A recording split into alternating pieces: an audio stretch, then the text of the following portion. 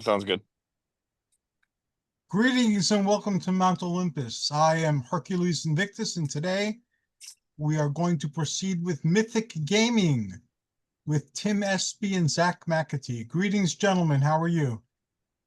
Doing well yourself. I'm doing phenomenally well. It's been a while since we spoke, and I'm really looking forward to today's conversation. We will start with Zack and Gen Con. I haven't been to a Gen Con in very many years. So tell us about it. Yeah, so this was the first time I ever went. My wife and I went together, just the two of us. We drove out, it's, I think, 14-ish hours. So, a decent chunk, but not terrible. Didn't really see too much cool stuff on the way, but we did find a place called Grandpa's Cheese Barn. That's like their logo or mascot or whatever is like a giant rat with a cheese wheel. And they do like a whole bunch of house-made like cheeses, candy, stuff like that. So Jamie really enjoyed it. They sold keychain size cheese graters, so she got one of those for like her first. But so then actually at the convention, we didn't get any of the hotels in the city that were close by. They were a bit too expensive. Everybody goes for those. They fill up quick. So we found an Airbnb that was maybe 20, 30 minutes away. So the drive was pretty easy in the morning. The con was much bigger than Origins, which is the only other gaming convention I've been to. I think, if I remember correctly, it's something like 4 or 5 times the size. A lot of people, and it takes up the convention center, and I think 5 hotels, 5 or 6 Wow. hotels.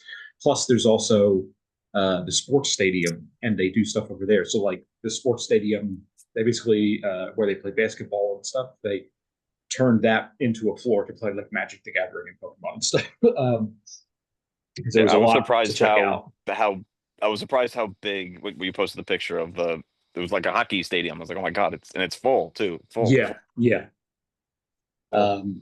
And so it's the main convention center was where like the bulk of the events were and all the vendor halls.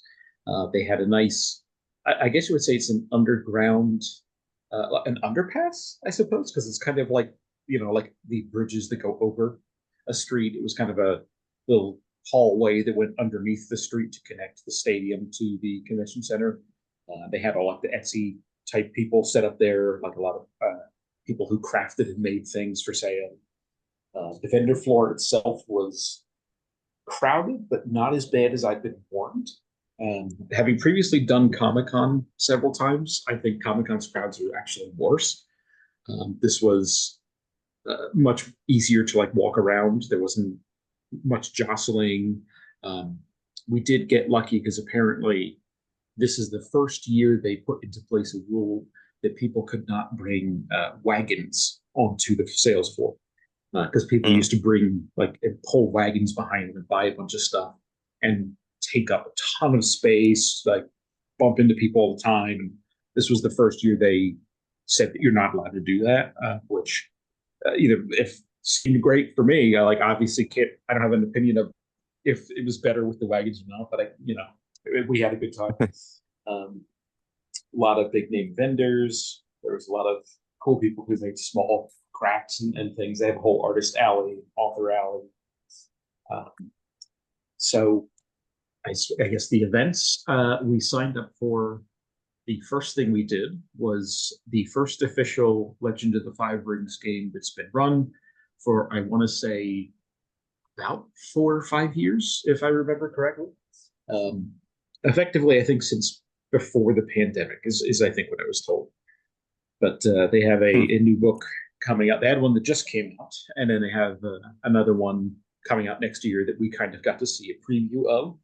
And they had to be like, they couldn't flat out be like, oh yeah, it's going to be this book and this thing, like they had to dance around it and imply what it was. But they're like, yeah, this is for the next book after this, which may or may not be this or may or may not be that. But so we got lucky that the guy running our game for the L5R game is actually one of the authors of lots of the short fictions and stuff they've done. He helped write a lot of the like story fiction for the past decade or so. He had a big hand in writing the RPG book that just came out, and specifically, he wrote the short fiction that inspired me to make a campaign, to start prepping for this campaign and get one off the ground and running. And so like I didn't know it was going to be him at first, so I was sitting there for like the first half staring at his name tag, and I was like, I swear this guy's name sounds so familiar.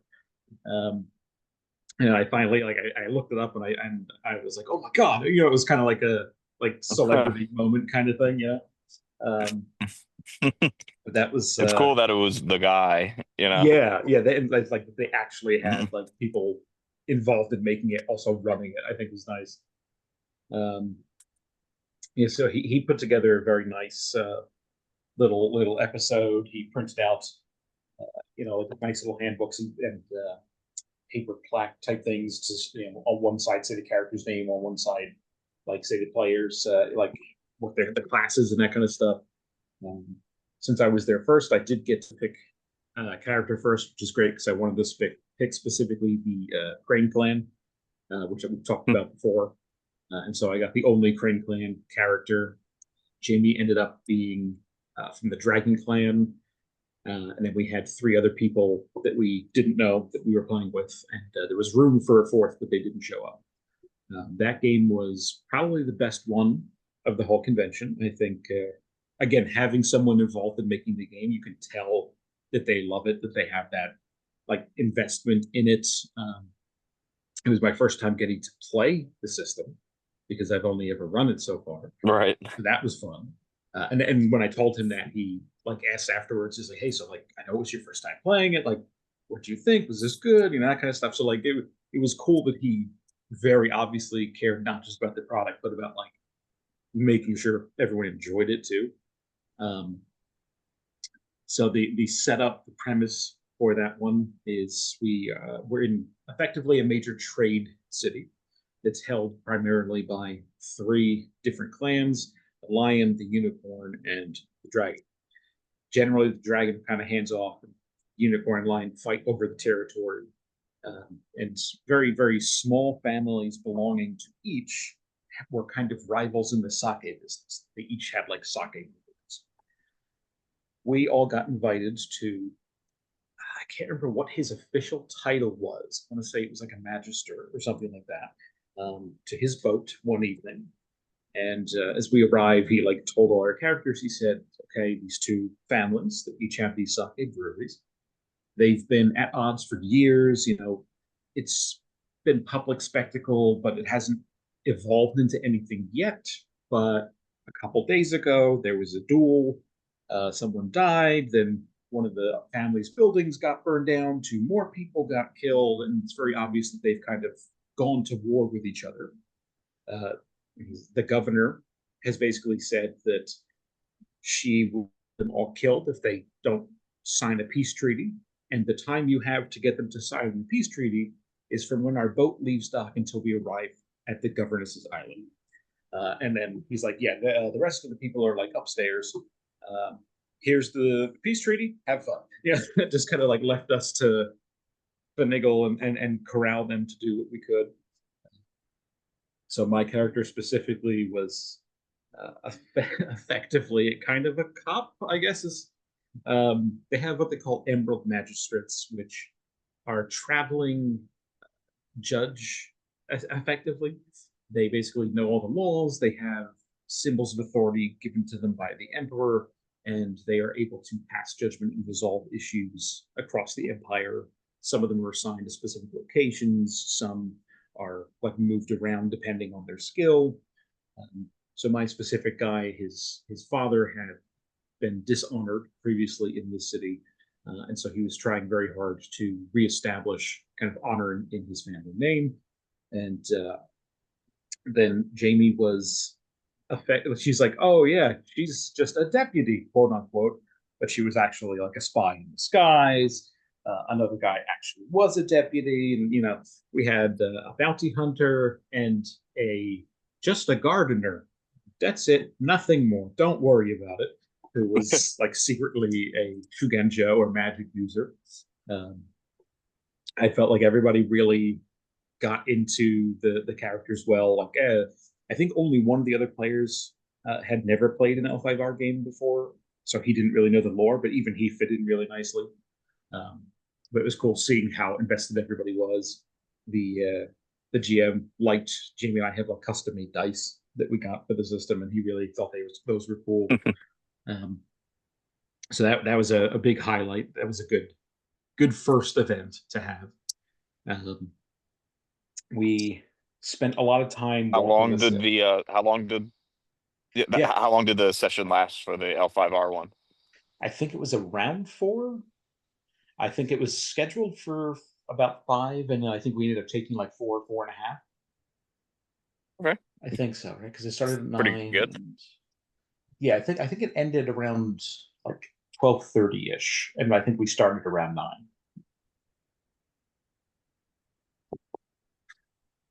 Okay, yeah, so decent campaign. Yeah, yeah, and it's a. I don't want to go too much further into the actual story details because from what he said, it may be printed in the next book, the adventure.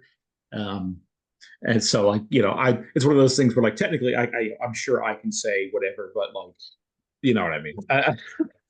I don't work for them, Yeah. so I'm not beholden to anything. But it was, he confirmed a couple things that like fans had been wondering about, which was cool. Later at a different L5R event, the company was celebrating the 30th anniversary of the game. So they actually put together little care packages that they brought over to the room where everybody was playing. It had stickers with like the different clan logos. It had a bookmark, a small sample of like a novel that had just come out, various other little things like a pen. And the coolest thing, so, and this kind of shows how much of a nerd I am, how involved in the game I am. In Rokugan, in L5R, a big thing in court is everyone has a fan, like a hand fan, a Japanese style folding hand fan. And there's kind of like a whole big history with how you use them. And like if you move them in certain ways in a court setting, maybe you're trying to tell someone else in the room something. People will use them to hold them in front of their mouths to like tell someone a secret, because in polite society, even if you overhear that, you have to pretend you didn't, because it's like as if someone was in a separate room. But so I have like 3 or 4 different fans that I've just been like slowly buying anytime we go somewhere that I see some cool ones. And they included like a really nice wooden fan with the L5R logo on one side. Nice. And art for the board game they announced this year that's coming out next year on the other side. Fittingly, the board game is named Tessen, which is a Japanese war band. So that was a nice bit of marketing and a really cool bit of swag is the term for when you get like free stuff at cons. Yeah. So that was really cool. We spent a lot of time on the sales floor, on the vendor floor. I think I walked each aisle probably 5 or 6 times. We did it. Sometimes it was like, oh, Jamie's got something. She did a lot of crafts, for instance. So she had one where she was making her own dice tower. And while she was doing that, I just spent time walking the sales floor. Or I had a game and she didn't, so she did. And then we would like point out to each other, like, oh, did you see this booth? Did you find this place? I sent Tim sent Tim and a bunch of friends like pictures of like the haul of like stuff we got. Spent way more than I expected, but then the next big game we did was the Power Rangers system. So this is, I believe it's called Essence 20, is kind of a proprietary new system from Renegade Studios, who are the ones who publish Power Rangers, G.I. Joe, My Little Pony, Vampire the Masquerade, Werewolf the Apocalypse, whole bunch of different titles. But Essence 20, it was their kind of blanket system that they could apply to different IPs. So Power Rangers, G.I. Joe, Transformers, and My Little Pony all use the Essence 20 system, and you can like interchange characters between them. They have put out adventures specifically that involve crossovers, like, oh, here's an adventure that's GI Joe crossing over with Transformers, or here's one about the Power Rangers crossing over with Transformers. But so this one was strictly Power Rangers. The guy running it very clearly knew his audience. He knew the kind of people who would be coming for that kind of game. Jamie did not like watch Power Rangers and stuff as a kid, so she didn't have the nostalgia aspect, but even she ended up having a really good time. Our team was a group of like teenagers in effectively the X Games, that we had traveled to Australia, and our version of Zordon, who is the one who gives the Rangers their powers, was a talking raccoon that rode around on, I don't know, it was a raccoon and a bird, and I think it was like the bird rode on the raccoon's back and the bird was the master or something. It was some ridiculous thing like that. And so it opened, and Tim, you'll appreciate this. It opened with us jumping out of a plane, like in the movie, the first movie. Yes. When they parachute down and like do the thing where they're trying to like land on the bullseye. So that was how we opened up the game, and then it was he had commissioned art for like his different Rangers, which was really cool. And they looked like X Games type people, so they were wearing like motorcycle helmets and like the kinds of gear you would see people wearing there. Our weapons were whatever we did. So like I think Jamie skateboarded, so then her weapon was she used the skateboard like a sword. Somebody else did BMX, so their weapon were the two wheels went on their wrists, and they were kind of like little cestus shields they could punch with. I rollerbladed, so then like my roller skates like actually got blades on them. You know, it was very, very goofy, like intentionally goofy in the way that those things are. I was the Blue Ranger, who so the way Essence 20 breaks it down is the effectively what your class is your color. So they say the color is how you interact with the morphing room, which is where people draw that power from. So if you tend to draw on the red aspects of it, you are more likely to be someone who is able to support their teammates, is tanky, can probably take hits, can draw attention, can inspire people, that kind of thing. Whereas, let's say if you're blue, like I got, the blue tend to be more support. They tend to be healing, perhaps the tech guy, the one who like makes all the instruments the group uses. So you know, Jamie was the, I want to say, Black Ranger. I think she was either black or yellow. I can't remember. She might have been yellow because she had multiple attacks. And yellow is traditionally like the fast one who can do like multiple hits a turn kind of thing. We had a full house of 6 players. So it was myself, Jamie, 3, I think they were sisters or cousins, and then a solo guy. He was the Green Ranger, Tim, which was perfect. Like the guy showing at the table by himself was the solo ranger. Yep. And the Green Ranger specifically, like their whole mechanic is they do better when fighting by themselves. Yep. So the whole point is they basically aggro and be like, oh, I'm going to draw fire this way so that everybody else can get like a big thing ready to do this, you know, that kind of stuff. We all had like different Zords he'd come up with. Mine was an octopus. I was the blue octopus. We went through basically a little festival after we did the parachute drop. We had some little character moments. Then we went and we did some training because like the actual X Games meet was in like 2 days. We had some conflict with the opposing team who like total like teenage bullies from like TV shows and stuff like that, including like, oh, there's the set of twins that like they finish each other's sentences and stuff, you know, like when we're there, we suddenly get attacked by the putties, like the little foot soldiers. And so what he did is he put on like the big theme music and told everyone to stand up at the table. And he had basically devised like, here's the like hand motions and stuff like they would do on the show. So everybody, we're going to go around the table and you're going to do the hand motions and then say like your color and your animal, so that you can morph. And like he, in the middle of the room where all these other tables are playing things, like all 6 of us had to stand up, and it was hysterical. I was laughing. Again, really knew his audience and everything. And so like we morph, we fight them, we defeat them, and then when we go to the actual X Games performance the next day or whatever, it gets interrupted by bad guy, and something that the original show and the RPG kind of leans toward is very weird monsters. So like examples from the original show, there's like a giant pig that is just a head with legs and arms, and he like swallows people's weapons. There's a man completely made out of eyeballs that shoots out his eyeballs. Like one of them is a jack-o'-lantern that raps. That's it. That's all he does.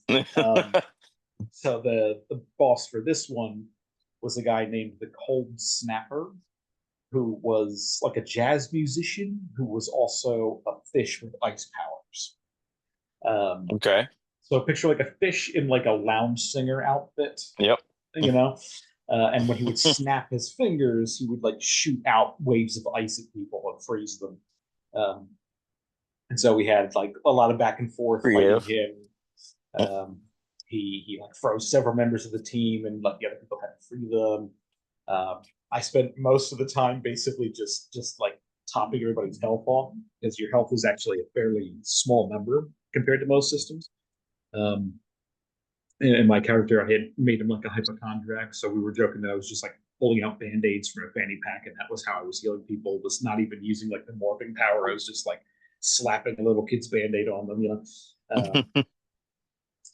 So we we managed to like defeat him. He gets turned gigantic, because they always turn gigantic when you defeat him. And then we transferred over to our Zords and fought them individually before combining into the Megazord, and eventually taking him out. Unfortunately, didn't have art of the Zords, because that would have been really, really cool, but I still have the art of the character.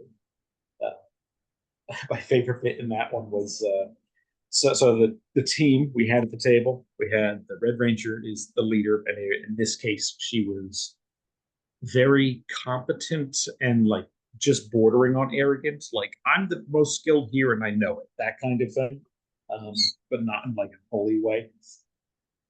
The Black Ranger was the most social, charismatic, kind of like the party face.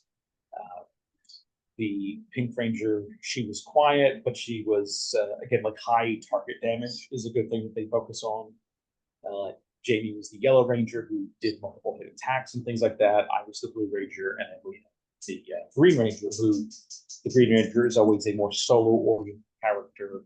They tend to either be the leader or kind of butt heads with the leader, perhaps being a second command. So in this instance, right before we did our final like tournament against our rivals, we had this bit where they came and interviewed us, and they were like asking us like, "Oh, like how do you guys feel about the upcoming match and your opponents and all that kind of stuff?" And like they interviewed the Red Ranger. It's just like, "Yeah, no, I'm going to smoke everybody. I'm the best. Whatever, blah blah blah." And then like the Green Ranger chimes in, like taking umbrage with that, and like they started going back and forth, whatever. And so when they finally stopped, they were like, "Oh, does anybody else want to say anything?" And I've been playing my character as this like hypochondriac, because I was like a med student and all this stuff. I like leaned towards like the DM, because he was pretending to have the microphone, and I was like, I'm gonna lean forward until it's like in my mouth like this. And I was like, yes, I would just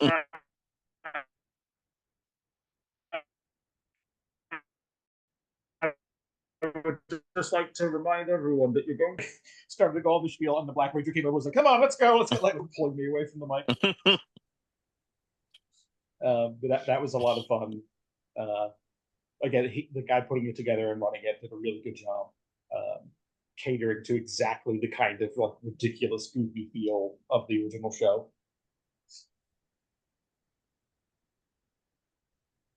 The super campy nature of everything. Yes, very campy.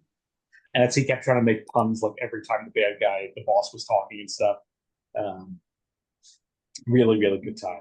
Let's see. I think game wise, I think those were the only two that we ended up getting to do. But Jamie did several crafts where she made like a wooden dice tower. We did one together that we made wooden dice boxes that look like miniature treasure chests. We still haven't gotten to paint them yet. But, I have mine sitting on my RPG shelf. We went to a couple burlesque shows that they have. They have one called like the Nerdlesque show, where, as you guess, it's very like pop culture fandom themed and stuff. So like, oh, one of the acts is Doctor Who. You know, one of the acts is the captain from Pirates of the Caribbean. You know, like various weird things.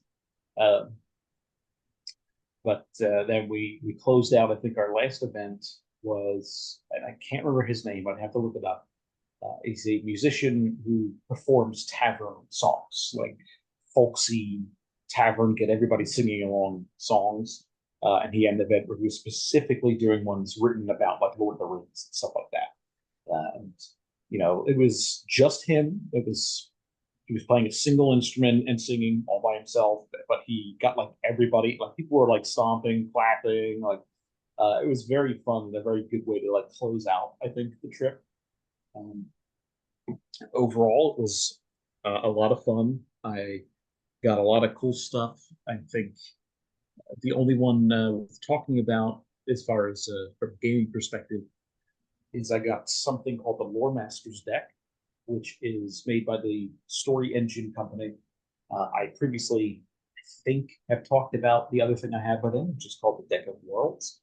And they're all inspiration generators for writing, for DMing, for whatever you want to use creative. So the Deck of Worlds specifically, that one was focused more on kind of building locations, like physical locations and things. I'm going to come up with a location and maybe a quest, and, you know, things all tied to like one place. Engine more general like plot ideas and quests and things like that. The Lore Masters deck is, I guess you would, so it does have a little bit of locations, and it does have like things that weren't really addressed in the previous. So there's a whole deck of just creatures, the materials that things could be made out of. And it's just, I had a lot of fun with the worlds, and didn't know they had put this one out. And then Applecom, the guy who actually developed it, was there and gave us a test run of like the Lore Masters deck, like drawing cards and like putting them together to like build a monster and everything. I've already used it 2 or 3 times for some prep work on some of my games. It's been a lot. It's one of those things where they approach it from the angle of, this is inspiration. You know, these are the general guidelines, like how to put things together. We're losing you on sound, Zach. If you draw a card, you just don't like it. No, different is the end goal. Zach, we're losing sound. Can you hear me now? Yeah, better. Where did it cut off? There you go. You're talking about It was just inspiration deck. Yeah. So they approach it from the avenue of like, we're going to give you guidelines and rules, but the end goal of this thing is just to give you a spark. It's not for you to follow everything by the letter. It's not for you to feel like you're locked into, oh, the cards are telling me that I have to write a story about this, or I have to make a session about this. It's almost like how people use an oracle deck or a tarot deck to try and kind of like get their thoughts in a certain direction and get ideas that they perhaps wouldn't have thought of unprompted. So I've been using that for the regional game that I put together, which starts in, I think, 2 weeks.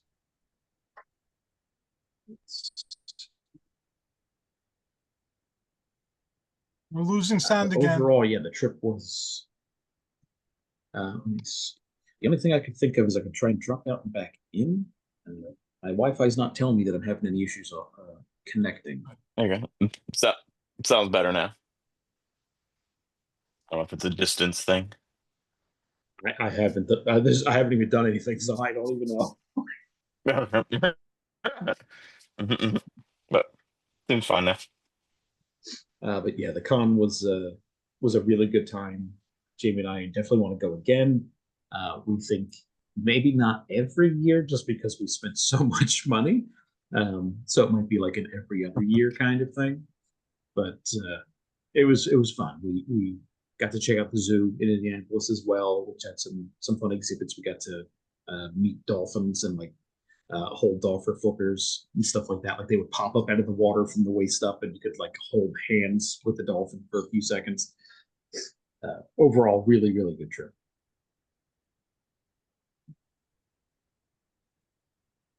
Nice. Yeah, that sounds great.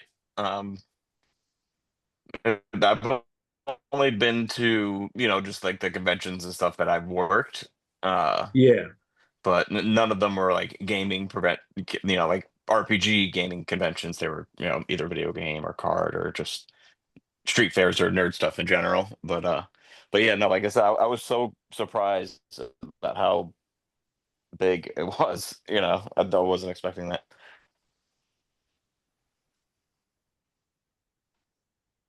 yeah. Jamie, she knew the numbers because I want to say that it was like several 100,000 people. Like oh, I can't remember the exact amount.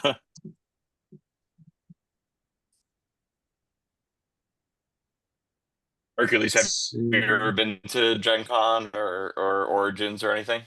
I've been to a few gaming conventions. I believe it was Gen Con years and years and years ago, but I haven't been in years. I've been to small ones and to large ones. Back in the days when I had my TV show and I used to do conventions a lot. That's Were you saw you a several. guest or would you like run stuff? No, I wasn't running stuff or a guest. I was just filming segments, talking to creators and gamers, and much the same as I did during science fiction and horror and fantasy conventions as well. It was just an opportunity Nice, that's cool. to basically see what's going on and to talk to people who are doing, different interesting things. Yeah, that's neat. Okay, yeah, that's cool. Are the videos still available? Do you know of the interviews and stuff? No, during the hurricane, our basement got flooded and the huge chest that I had all my video stuff in got flooded. So Okay. some of it might be salvageable. We tried to dry it out as best as possible, but it was underwater for a few days. So I don't know how well it. Mm. There's a couple of segments from my old show on YouTube. Some people worked on the show, put them up, but I think that's all that remains of the show. Interesting. Yeah, I wonder if the tapes are salvageable. I just read a thing about saving tapes where you can bake them in like your standard oven for 160 degrees for like hours, and it dries it out enough that you can then transfer, like do the transfer onto DVD or digital or whatever. Oh, that is It's like great. I Incredible. I throw them out. yeah, I had a whole yeah, crate of yeah, magic cards too, and they wound up all underwater and destroyed. Also, really old from the early days of magic cards. yeah. Right. Yeah. Yeah. I was just reading a thread, I think probably on Reddit or something, about tape preservation, and that was you know, it, it gets it done enough that you can transfer it, but not guaranteed to save it kind of forever. But I mean, that's Yeah. all you need. You just need to digitize it. So something to do when I'm more That'd be really down. cool. Yeah. Be cool. Like archival footage would be be neat to have. Thank you for sharing that with me. Now I know I have something to look forward to. I was going to save it anyway, just in case. But thank you. You gave me a key today, so I have a way of restoring some of the stuff and salvaging. Yeah.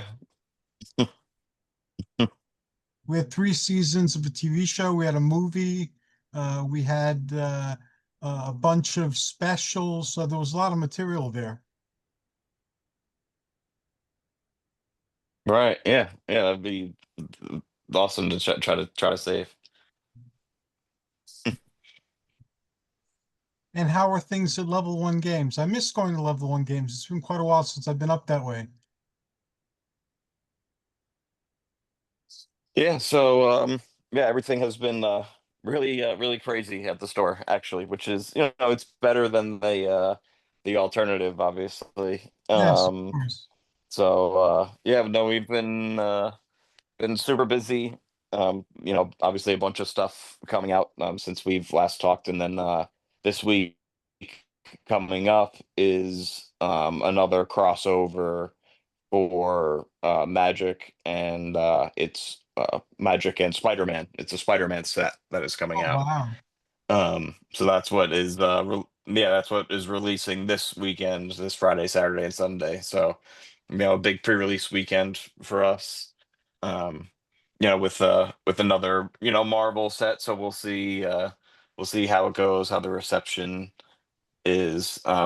People in store are excited, but you read some stuff online, and of course, there's discourse online about some stuff, but that's the way of the game and passionate people, when it comes to hobbies, especially Magic and stuff.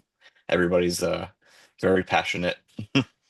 But yeah, so we'll see how the weekend goes, but it'll be a fun time. And then with Pokemon, we just had. I'm sure you've been at least tangentially aware of how crazy Pokemon has been again. Yes.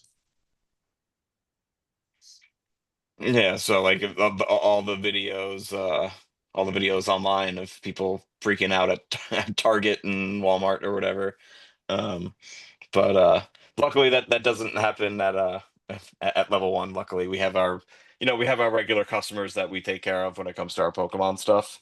So it keeps everything nice and easy. Um, but we just had a pre-release for that this past weekend. Was it this past weekend? Or yeah, excuse me, this past weekend, we had a pre-release for Pokemon. So it's been like I said, it's been nonstop with the stuff coming out, especially with the card games and everything. But it's all been going well, and it's been super busy. So Good. I'm trying to think. The last time you were there, yeah, not too much has changed. Like we usually try to change the store around a little bit every once in a while.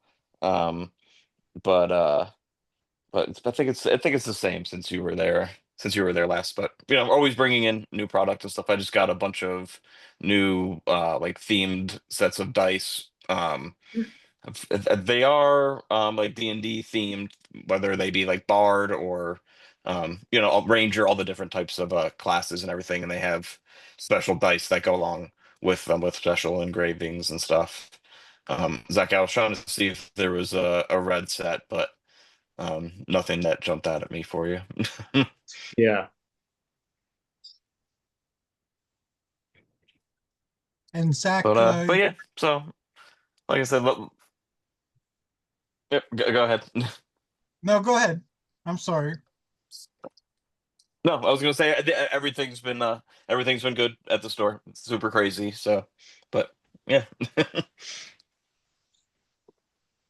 Fantastic. I'm really glad to hear that. Your store is an excellent store, and what you've done in building the community beyond your store is like amazing. You're like a prophet or a lawgiver for gaming. Right.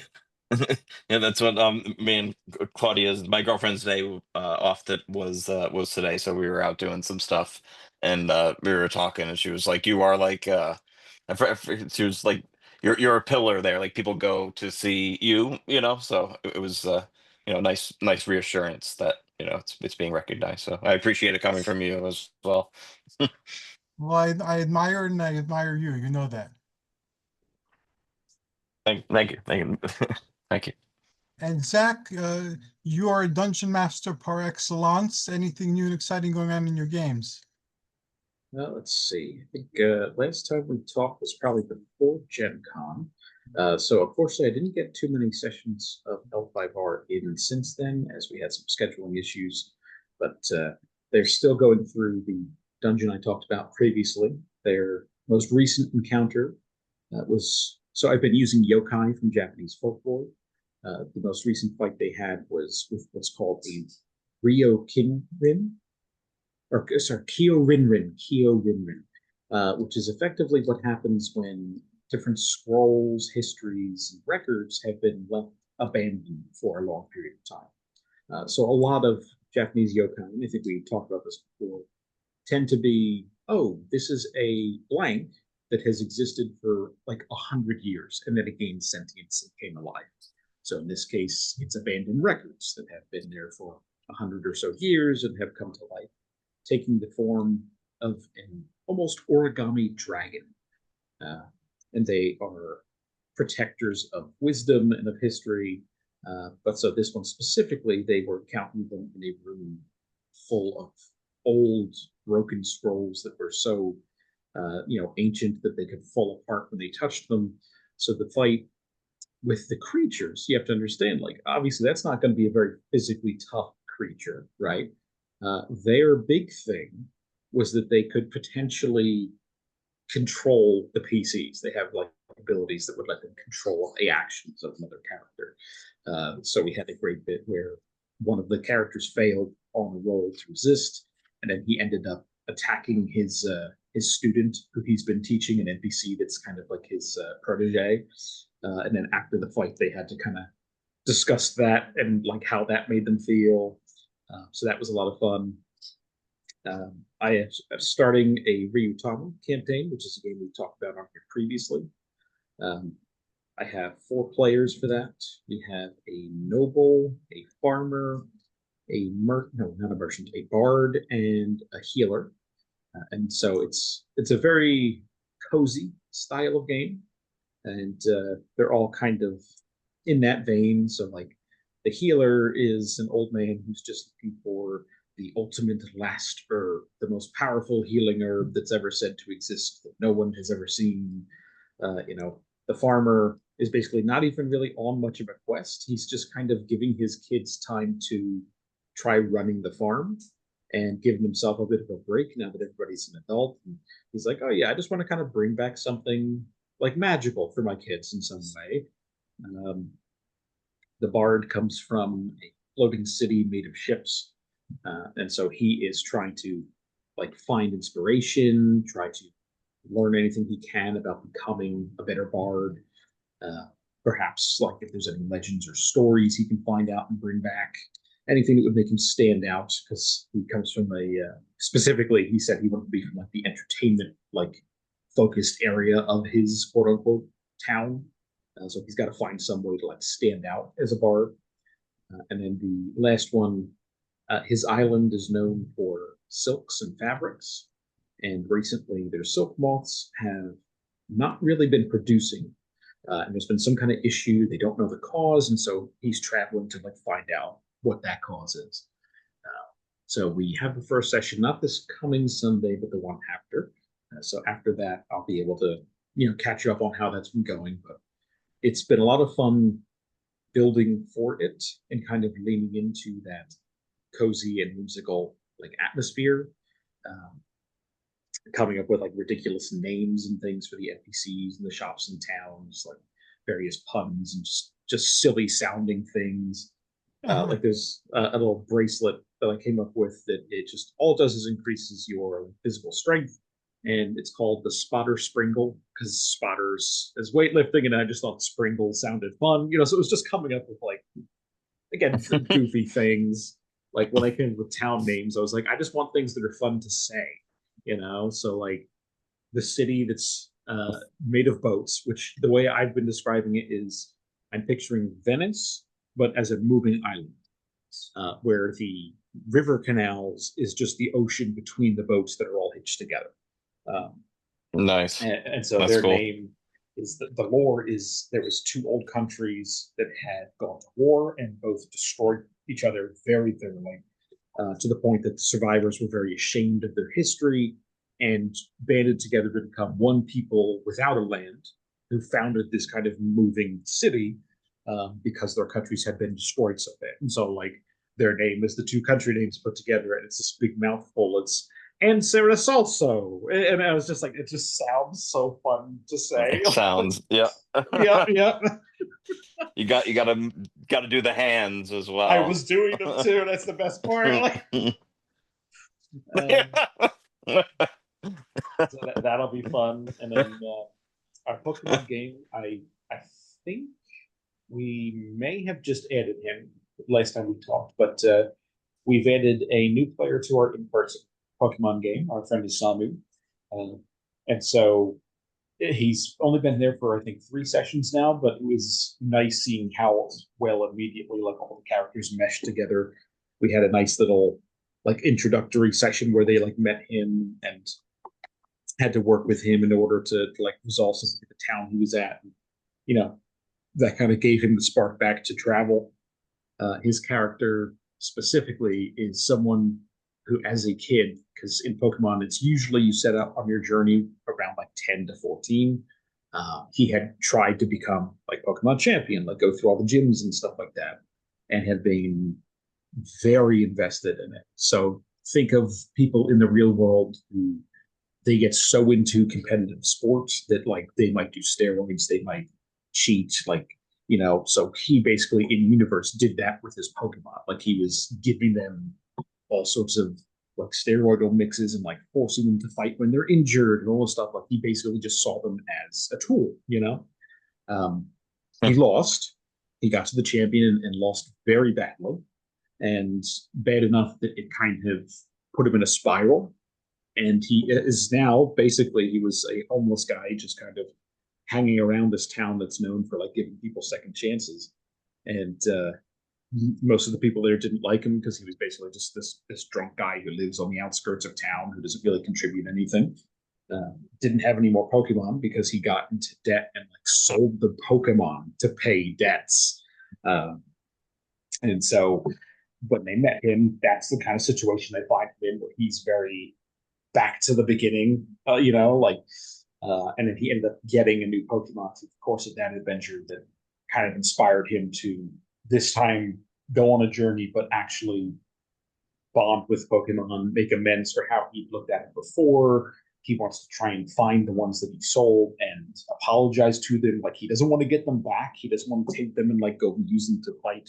He wants to make sure they're okay, you know, that kind of thing, which is a very cool like character concept.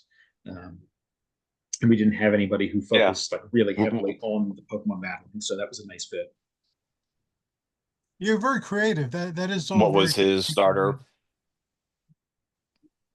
His Right. starter this time around is Belbum.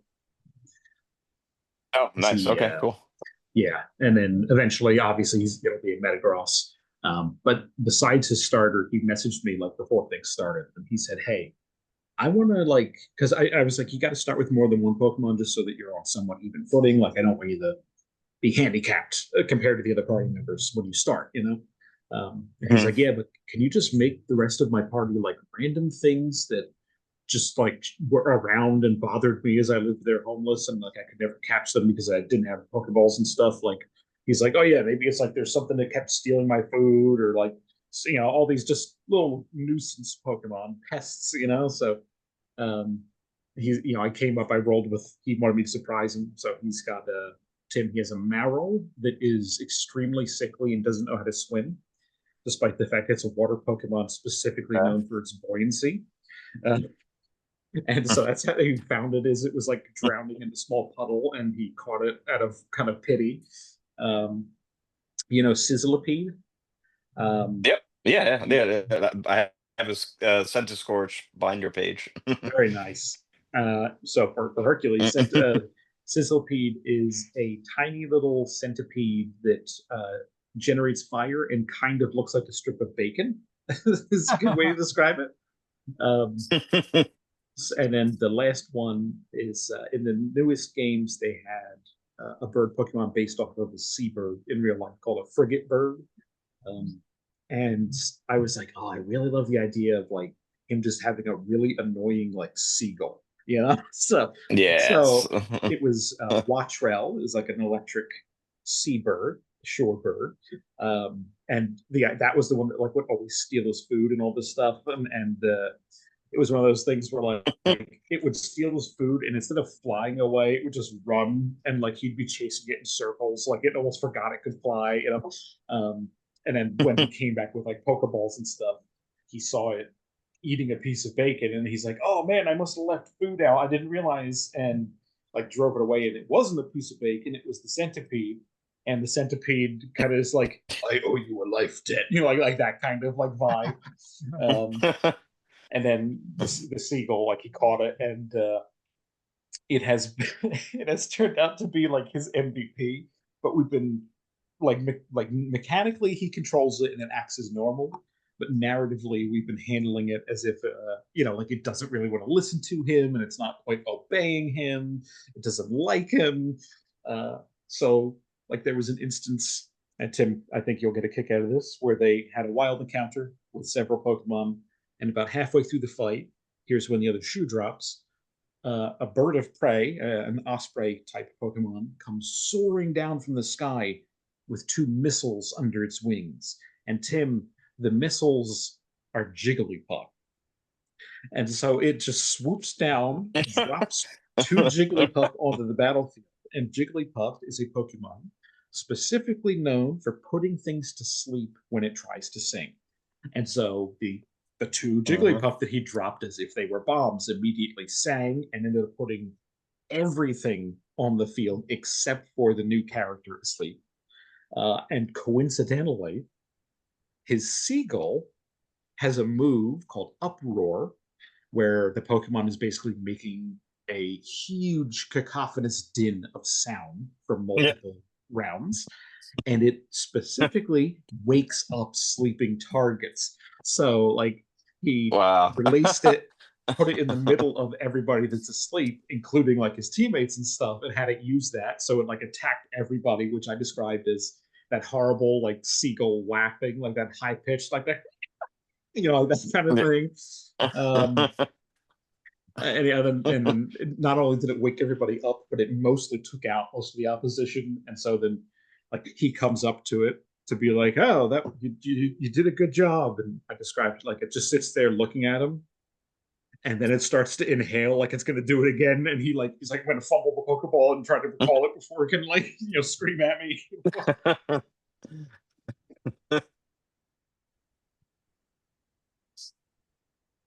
That's funny. Sometimes it just works out. That's what makes a great Yeah, story. Sometimes it just works.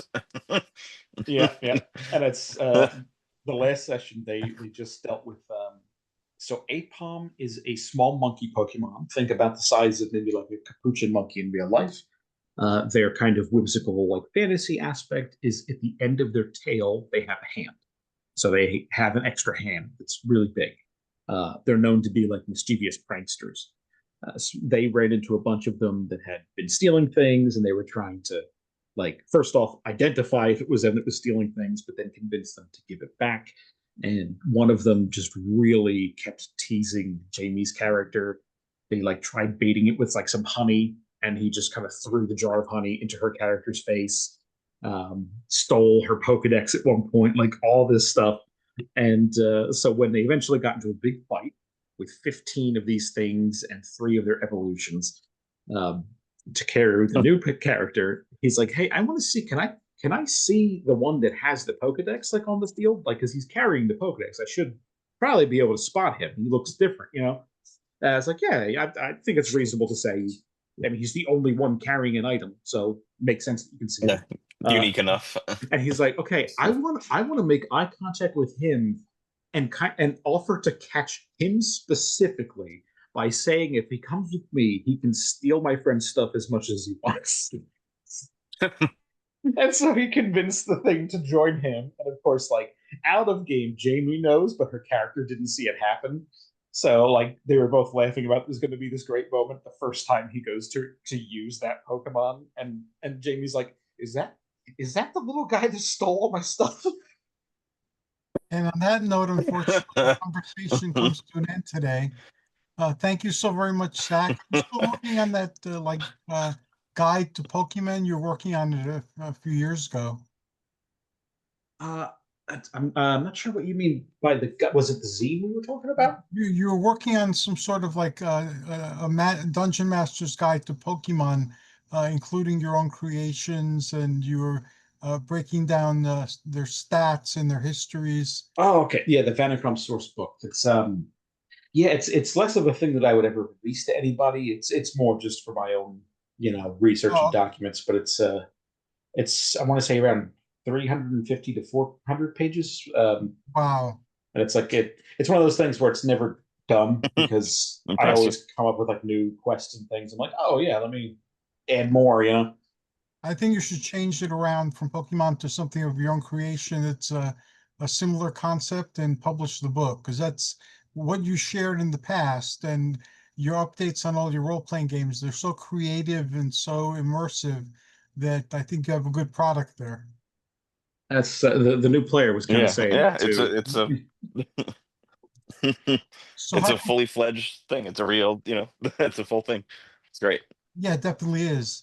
How can people reach you? And Tim, how can people reach you too? So you can always find me on Zach, Facebook you can go or first. send me an email at Mr. Moonen, MRNUNN @gmail.com. And then Hercules, I can send you a link to, I've been posting the session notes for my Games on like a blog online. So that way, if anybody ever wants to read those and kind of, see how Oh, things are awesome. going. Thank you. And Tim, how about you? Yeah, so for us, best way is you can find Level One Games on Facebook and on Instagram. Anything new and all the new goings-ons gets posted up on there. We're trying to be a little bit better. Like I've been saying, it's been super crazy. So even a lot of the new trade-ins and stuff, we've just been getting them ready and then getting them out and not even getting any pictures up and anything. But I'm doing better about getting the scheduling and stuff up. But yeah, you can find us on Facebook and on Instagram. You can send us a message. You can give us a call. You can stop by the shop. I'm the one usually there, and come and talk some shop. It's always fun. And I recommend Level One very, very highly. I love going there when I get a chance, and it's been too long since I've been there, but I'm going to remedy that. Thank you very much, gentlemen. This was a great show, and I've missed our conversations. I'm glad we had one today, and I'm looking forward to our next one already. Yes, Same very looking forward to much. seeing you soon. Hopefully. And thanks to all who tuned in. Until next time, joyous journeys and amazing adventures. Good night, everybody. Have a good night.